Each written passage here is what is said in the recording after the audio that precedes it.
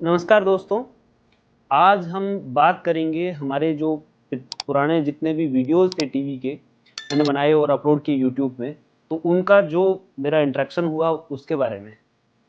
बहुत सारे पेशेंट्स मुझे ये कहते हैं कि डॉक्टर साहब टीबी की दवाई तो पूरी हो गई है, रिपोर्ट भी नेगेटिव आ गई है, लेकिन ये कमज़ोरी नहीं जा रही है। ऐसा लगता है जैसे शरीर में जान ही नहीं बची है। वज़न इतना गिर गया है कि पहचान में नहीं आ पाता हूँ, अपने आप को पहचान नहीं पा रहा हूँ। क्या मैं कभी पहले जैसा ठीक हो पाऊँगा? ये सवाल मैं हर हफ्ते अपने बहुत सारे पेशेंट से सुन रहा हूँ और उन पेशेंट्स की प्रॉब्लम में समझने की कोशिश करता हूँ। अगर आप भी टीबी से रिकवर हुए हैं और इन्हीं एहसासों से गुज़र रहे हैं, तो सबसे पहले मैं आपसे कहना चाहता हूँ, आप अकेले नहीं।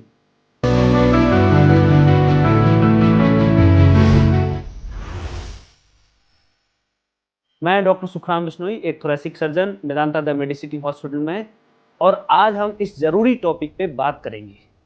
टीबी के बाद की कमज़ोरी और वज़न का घटना। हम समझेंगे कि ऐसा क्यों होता है और इससे पूरी तरीके से रिकवर करने के लिए आप क्या कर सकते हैं। तो इस वीडियो के अंत तक आप इसको ज़रूर देखें, हमारे साथ बने रहिए। सबसे पहले ये समझना ज़रूरी है कि टीबी सिर्फ एक लंग की बीमारी नहीं है, ये पूरे शरीर को प्रभावित करने वाली बीमारी है। जब आपकी बॉडी टीबी के बैक्टीरिया से लड़ रही होती है, तो वो एक जंग के मैदान जैसा बन जाता है। आपकी दवाइयों ने दुश्मन बैक्टीरिया को मार तो दिया है, लेकिन इस लड़ाई में आपके शरीर को काफी नुकसान पहुंचाया है।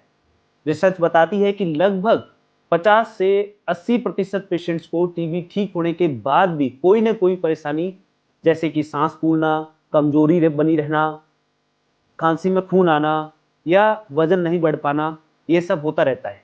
इसलिए रिपोर्ट नेगेटिव आने का मतलब ये नहीं है कि हमारी रिकवरी पूरी हो गई है। रिकवरी का असली सफर तो अब ये रिपोर्ट नेगेटिव आने के बाद शुरू हुआ है। तो आखिर ये जबरदस्त कमजोरी और वेट लॉस होता क्यों है? इसके पीछे एक प्रमुख या मुख्य कारण है। उन कारणों में से सबसे जो इंपॉर्टेंट कारण है वो है इन्फ्लामेशन। जब आपकी बॉडी टीबी से लड़ रही है या लड़ रही थी, तो उसने कुछ केमिकल्स बनाए, जैसे कि इसके अंदर एक केमिकल का नाम है टीएनएफ अल्फा या इंटरल्यूकिन्स। इन केमिकल्स ने बैक्टीरिया को तो मारा ही, लेकिन साथ ही साथ हमारे शरीर की मसल को कमजोर किया, हमारे शरीर की सेल्स को तोड़ा, और इसी वजह से हमारे शरीर के अंदर वेस्टिंग हुई, जिसको हम कैकेक्सिया वेस्टिंग सिंड्रोम कहते हैं। इसे आपका मेटाबॉलिज्म जो है वो जरूरत से ज्यादा फास्ट हो गया। फास्ट होने की वजह से आपका मसल मास जो है वो कम हो गया, जिससे आपका शरीर जरूरत से ज्यादा इस्तेमाल करने की वजह से कमजोर हो गया। ये बिल्कुल वैसा ही है जैसे कि एक गाड़ी का इंजन बिना रुके फुल स्पीड पर काम कर रहा है, तो उसका पेट्रोल जल्दी खत्म होगा। दूसरा बड़ा कारण यह है कि भूख ना लगना। मतलब बीमारी के दौरान आपके शरीर में लेप्टिन नाम का एक हार्मोन जो वेट को कंट्रोल करता है, वो गड़बड़ा जाता है। इसी से आपकी भूख मर जाती है, खाना कम हो जाता है, जिसकी वजह से आप इनफ एनर्जी नहीं ले पाते हो और आपका वजन जो जिस तेजी से बढ़ना चाहिए, लेकिन होता उल्टा है कि ये गिर जाता है। अब तीसरा कारण है लंग में जो डैमेज हो गया है, और जो लंग का पोर्शन उस टीबी के दौरान जो जंग का मैदान बना था, उसकी वजह से उसके अंदर स्कैरिंग हो गई है, फाइब्रोसिस हो गया है, या फिर वो डैमेज हो गया है, जिससे ये प्रॉब्लम हो रही है। सांस लेने में ज़्यादा मेहनत लगती है हमको, जिसके कारण हमारी थकान बढ़ जाती है। इसके अलावा बीमारी से लड़ने में आपके शरीर का सारा विटामिन और मिनरल्स जो है वो स्टोरेज जैसा होता है, वो सारा का सारा खर्च हो जाता है। उसके अंदर प्रोटीन्स भी है, आयरन्स भी है, विटामिन ए बी सी, और जितने भी हमारे जो रिसोर्सेज होते हैं वो सारे के सारे जो है वो कम पड़ जाते हैं या उनकी कमी हो जाती है, और उसी का इफेक्ट होता है कि हमारी बॉडी से मसल लॉस होता है, और वही कमजोरी जो है वो हमें हमारे शरीर के अंदर ब्लड का वो कमजोरी कम कर देती है, जिसको हम एनीमिया कहते हैं। हड्डियां कमजोर हो जाती है, विटामिन सी और ए की कमजोरी की वजह से हमारी इम्यूनिटी कम हो जाती है। तो ये सब सारी की सारी प्रॉब्लम्स हो जाती है। तो अब सबसे जरूरी सवाल है, इसे ठीक कैसे करें? रिकवरी के दो सबसे बड़े पिलर है, और उन पिलर में से सबसे बड़ा पिलर जो है न्यूट्रिशन, यानी कि सही मात्रा में सही पोषण लेना, और दूसरा जो है वो रिहैबिलिटेशन, जिसको हम कहते हैं एक्सरसाइज, यानी कि सही व्यायाम कैसे करें। पहले बात करते हैं न्यूट्रिशन की। आपकी बॉडी को अब रिपेयर के लिए हाई क्वालिटी फ्यूल की जरूरत है। आपका हाई प्रोटीन और हाई कैलोरी डाइट आपको लेनी पड़ेगी।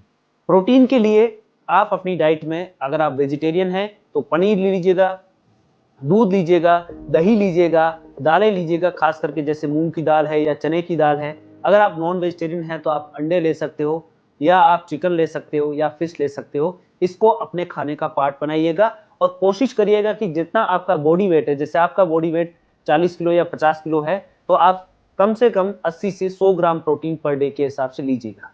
ये आपके टूटे हुए मसल को रिपेयर करेंगे। एनर्जी और वेट गेन के लिए खाने में घी का इस्तेमाल कर सकते हो आप। रोटी पर घी लगा के लीजिएगा, रोटी के साथ दाल में डाल के खाइएगा, या आप जैसे कुछ हाई कार्बोहाइड्रेट डाइट होती है जिसके अंदर हम कहते हैं शकरकंदी है, स्वीट पोटैटो है, केले हैं, आम है, ड्राई फ्रूट्स है, बादाम है, अखरोट है, ये सारे के सारे आप इसको, या खजूर है, इनको खाइएगा। ये आपको high content, high protein, high calorie diet देते हैं और इसकी वजह से आपके शरीर को रिपेयर होने में मदद मिलेगी। विटामिन एंड मिनरल्स के लिए और इम्यूनिटी बढ़ाने के लिए आप आंवला ले सकते हैं, संतरा और नींबू ले सकते हैं जिसमें स्पेशली विटामिन सी ज़्यादा होता है जो हमारी आंखों और स्किन की रिकवरी के लिए हेल्प करता है। गाजर ले सकते हैं, पपीता के अंदर विटामिन ए ज़्यादा होता है और खून को की कमी को दूर करने के लिए हम चुकंदर ले सकते हैं जिसको कहते हैं बीटरूट कहते हैं, या हरी पत्तेदार सब्जियां हम ले सकते हैं जिसमें आयरन बहुत ज़्यादा होता है जिससे हमें खून बढ़ सकता है। और हाँ, रोज़ सुबह आप कुछ देरी के लिए विटामिन डी जो कि सनलाइट से मिलता है वो बहुत जरूरी है, जिसकी वजह से क्या होता है, दो चीजें होती है। सनलाइट हमें विटामिन डी फ्री में देता है, दूसरा इसमें एंटीबैक्टीरियल कैपेसिटी होती है तो हमारी रिकवरी को आसान बनाता है और पॉजिटिविटी देता है। एक और जरूरी बात, एक बार में बहुत सारा खाना ना खाइएगा। दिन में बड़े मील्स की जगह आप छोटे छोटे मील्स लीजिएगा, हर 2 घंटे के अंदर कुछ न कुछ लीजिएगा। इससे आपका डाइजेशन ठीक रहेगा और बॉडी को लगातार एनर्जी मिलती रहेगी। अब आते हैं एक्सरसाइज पे। बहुत से लोग डरते हैं कि कमजोरी में एक्सरसाइज कैसे करेंगे, लेकिन सही तरीके से की गई एक्सरसाइज आपकी रिकवरी को बहुत तेज या फास्ट कर सकती है। इसे हम फेज मैनर के अंदर करेंगे। फेज 1 के अंदर जैसे कि पहले हफ्ते हम स्टार्ट करते हैं तो बिल्कुल धीरे धीरे शुरू करिएगा। रोज 1 मिनट की हल्की वॉक करिएगा, साथ में गहरी सांस लेने की एक्सरसाइज करिएगा जिसको हम कहते हैं डीप ब्रीदिंग। इससे आपकी लंग्स की कैपेसिटी बढ़ेगी और कोशिश करिएगा कि आप अपने सांस रोकने की कैपेसिटी को 45 सेकंड से 1 मिनट के बीच में रखिएगा। अब अगले फेज के अंदर आते हैं तो धीरे धीरे आप अपना वॉक का टाइम बढ़ाइएगा, डिस्टेंस बढ़ाइएगा। दोनों चीजें धीरे धीरे बढ़ाओगे तो आपको कैपेसिटी और टॉलरेंस बढ़ेगा, मसल का मास बढ़ेगा और मसल की टॉलरेंस से आप अपने आप को थका हुआ महसूस नहीं करिएगा। घर की सीढ़ियां चढ़ना शुरू करिएगा, हल्का फुल्का घर का काम करिएगा। इससे आपको धीरे धीरे स्ट्रेंथ मिलेगी, धीरे धीरे आप अपने आप को बेटर कर पाओगे। अब आता है अगला फेज जिसमें महीने के बाद आप अपने आप को स्ट्रेंथ ट्रेनिंग के अंदर डालिएगा, जिसके अंदर हम कहते हैं कि एक जैसे आपने पानी की बोतल ले ली है 1 लीटर की या 2 लीटर की, 3 लीटर की, जिससे आप अपने आप को वेट स्ट्रेंथनिंग, वेट का मतलब कि आप हाथ की मसल्स, पैर की मसल्स, आप अपनी छाती की मसल्स को बढ़ा सकते हैं। योग और प्राणायाम आपको बहुत फायदेमंद हो सकते हैं। एक चीज हमेशा याद रखिए, लिसन टू योर बॉडी। अगर थकान लगे तो आराम करिए, जरूरत से ज्यादा ना करिएगा और अपनी नींद जिसको हम कहते हैं 7 से 8 घंटे की, वो बिल्कुल आप उसको पूरा करिएगा। अब अगर इन सब चीजों से आपको लगता है कि ये एक सफर है, रिकवरी के इस सफर में कुछ चीजें से दूर रहना भी उतना ही जरूरी है। जैसे कि हम तंबाकू का इस्तेमाल करते हैं या स्मोकिंग बिल्कुल आप कर रहे हो तो स्मोकिंग को बिल्कुल बंद कर दीजिएगा। ये आपके फेफड़े को और कमजोर बनाएगी और जरूरत से ज्यादा डैमेज करेगी। अल्कोहल बिल्कुल नहीं लेना है, ये आपके शरीर के लिए, आपके लिवर के लिए बहुत ही खराब है, जिसकी वजह से आपकी जो टीबी की दवाइयां थी वो उस प्रोसेस से आपका लिवर कमजोर हुआ और अब आप अगर अल्कोहल ले रहे हैं तो वो और कमजोर हो जाएगा।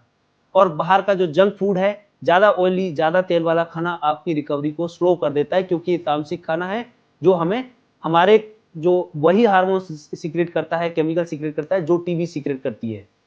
और हाँ, अगर महीने तक आप सही डाइट और सही एक्सरसाइज के बाद भी अगर आपका वजन नहीं बढ़ रहा है, सांस फूल रही है या फिर आपको दोबारा से बुखार आ रहा है या आपको खांसी में खून आ रहा है, तो अपने डॉक्टर से तुरंत मिलिएगा। याद रखिएगा, टीबी से लड़ाई जीतना एक मैराथन है, एक 100 मीटर रेस नहीं है। आपने एक बहुत बड़ी जंग जीत ली है। अब अपने शरीर को समय दीजिए और उसे सही पोषण दीजिए और प्यार से उसकी देखभाल करिएगा। ये शरीर आपका बिल्कुल साथ देगा। हर दिन एक छोटा सा इंप्रूवमेंट भी आपकी एक जीत है। पेशेंस रखिएगा, आप जरूर पहले से भी ज्यादा स्ट्रॉन्ग बनेंगे। अगर आपको ये वीडियो हेल्पफुल लगी है और तो इस वीडियो को लाइक करिएगा और मेरे चैनल को सब्सक्राइब करिएगा। हम टीबी रिलेटेड और लंग हेल्थ रिलेटेड वीडियोस को हम इस चैनल पे रेगुलरली अपलोड करते हैं। स्वस्थ रहिए, मस्त रहिए। नमस्ते।